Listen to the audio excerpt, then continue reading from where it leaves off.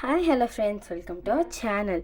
ఈరోజు ఏం చేస్తున్నానంటే, నేను ఈ వీడియో ఎప్పుడు మన దాంట్లో అయితే పెట్టలేదు. ఈరోజు నేను ఈ పేపర్స్ని కొంచెం సేపు నానబెట్టాను.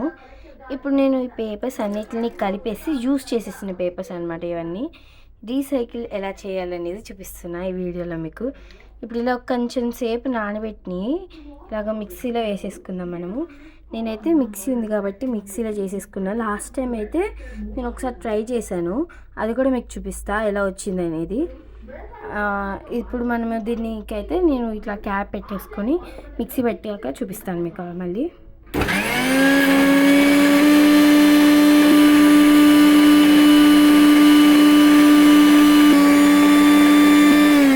ఇదిగోండి, ఇలా అయితే అయింది పేపర్. జస్ట్ మేము ఇప్పుడు దీంట్లో కొంచెం వాటర్ వేద్దామని అనుకున్నా అండి. ఇలా వాటర్ తీసుకొని అయితే నేను కొన్ని వేస్తున్నా. ఇందులో కొన్ని ఇలా వాటర్ వేసేసుకొని మనం మళ్ళీ మిక్సీ పెడదాం.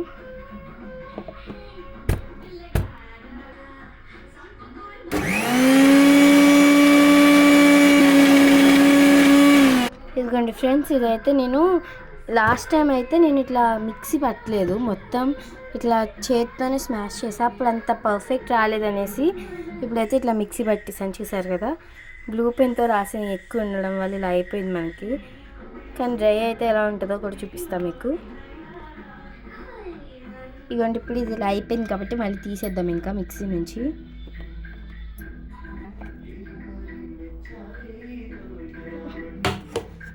ఇదంతా మనం ఒక ప్లేట్లో వేసుకుని డ్రైన్ చేద్దాం.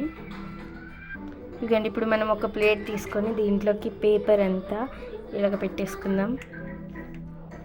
ఇలాగ లైట్గా అప్లై చేసేసుకుందాం.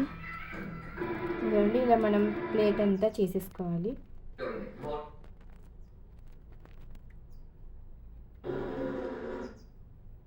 ఇప్పుడు దీన్ని మనం ఒక రోజంతా ఎండలో పెట్టేస్తే మనకి ఇప్పుడున్న ఎండలకి తొందరగా డ్రై అయిపోతుంది అనమాట. హాయ్ ఫ్రెండ్స్, ఇప్పుడు ఇలా అవుతుంది అనమాట పేపర్. నేను ఎందుకు అంత పల్చగా అయితే చేసింది, ఇదిగోండి, ఇది చాలా పల్చగా వేసినా సరే లావుగా వచ్చేసింది. అందుకే నేను దీంట్లో అయితే చాలా పల్చగా వేసాను. చూడండి. అండ్ మీకు ఈ వీడియో నచ్చినట్టయితే please subscribe to our channel.